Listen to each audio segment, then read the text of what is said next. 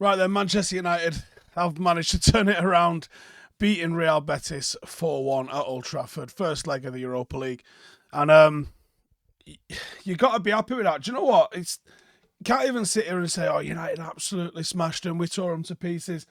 I mean, we did, but they were shit. And I actually still think that United was sloppy. I still think that there was levels and gears for United to go through that we could have gone through. I mean, Antony alone should have had a hat-trick.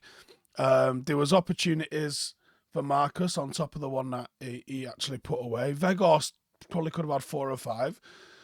We probably had a better XG tonight than Liverpool had against us at the weekend. I would be pretty sure of that, actually. And it was, and admittedly, still. Well, listen, this isn't me complaining. This is me just, I'm trying to keep it real with you. Happy with the performance? Yeah, pretty happy with the performance, but let's not pretend that it wasn't sloppy at times, because it was sloppy at times. Ultimately, it's probably job done, enough to take it away to Spain. Maybe play a little bit more conservative. No need for United to go for it. Work through some stuff. Try and hit them on the counter. See how it goes. That'll probably be enough, I imagine. That'll probably be enough to get the job done. Weghorst took his goal fantastically, and I love seeing a man celebrate with the passion and emotion that I saw Weghorst play. Is he good enough to start for United week in, week out? No. Is he who I want to see in the number 9 shirt first game of the season next year? No. It's a guy that's been brought in to do a job, to fill in, because it was literally nobody else. Nobody else. And he's fluffing his lines with straightforward opportunities that you think a top-class striker would probably put away. And I actually think he's better when he gets involved in a build-up. Some of the one-touch play that he facilitates around the box is really quite enjoyable to watch, but his finishing for a striker does leave a little bit to be desired. He's getting into good positions, but he's not converting the chances that he gets, that you would assume, a top-level striker would probably put away. But I'd keep him. I would absolutely keep him around a little bit, because I think that there's a lot to like about him. I think there's a lot of attitude, and I think for me, attitude goes a long way when it comes to players. You can have all ability in the world, but if you don't put the work in, and if you don't really turn up with the correct mentality and attitude, then what are you about? Do you know what I mean? Do you understand what I'm saying there? And Weghorst delivers on that. Marcus, phenomenal finish for his first goal. Really enjoyed that. Knocking it out of his feet, knowing exactly what he wants to do, and absolutely wellies it home. That was nice to see. It was good to see Bruno sort of responding. Biggest cheer of the night was for Bruno when he was announced as captain, as he was reading the team sheet out. People showing really that, behind him. Good to see that. And I thought he responded with a good performance. I like him when he drifts off into that right channel. I don't think he offers much in the left. In the right, he can create. And down the middle, obviously, we know that he can create. So it's one of those. Took his goal phenomenally well. The telly seemed to sort of focus on the yellow card incident a little bit too much. It was next to nothing in it as far as I was concerned, but they seemed to dwell on it a little bit, but took his header fantastically well. Nice to see us score from a set play like that.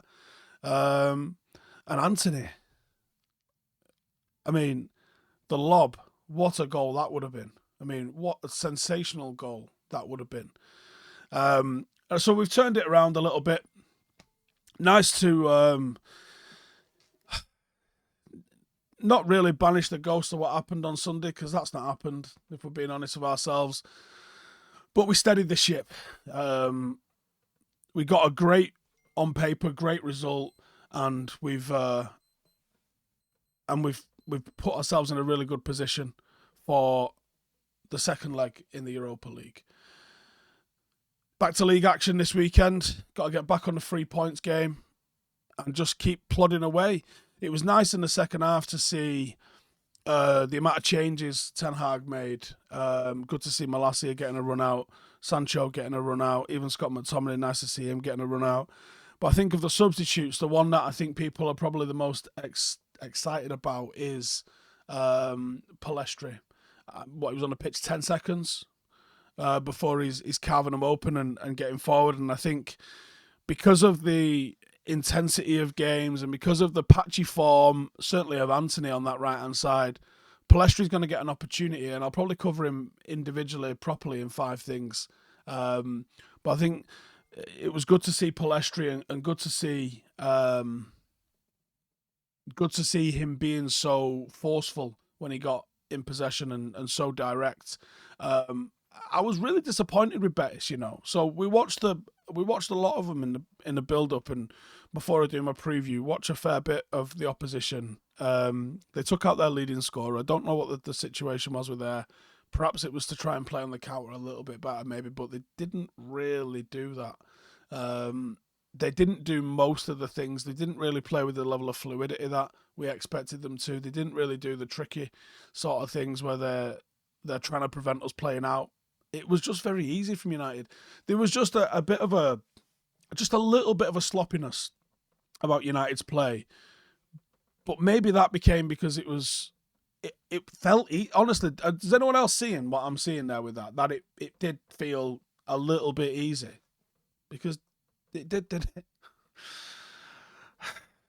It's one of those, isn't it? But got through the night. Relatively easy for the back four. I agree with the analysis looking at Luke Shaw not getting over to his man quick enough to get out to stop that shot, but that was a weird goal that we conceded, wasn't it? I'm not going to dwell on the goal. Got through it, scored 4 goals.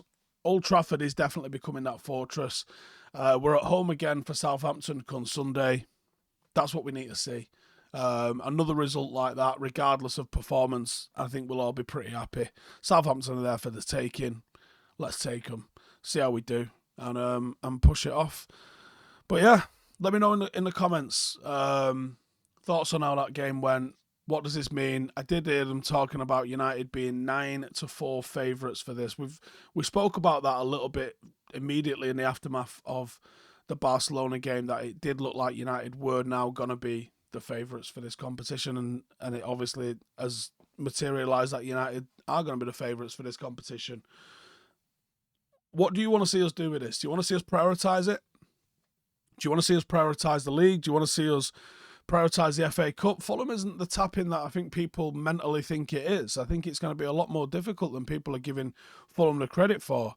And the Europa League is so long, so many games. At least the FA Cup, it's 1 game, 1 round. It's 180 minutes with Europa League at least.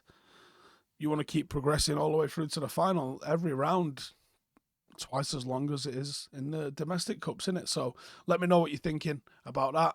Make sure to subscribe if you haven't already, and I'll see you in the next one. Laters.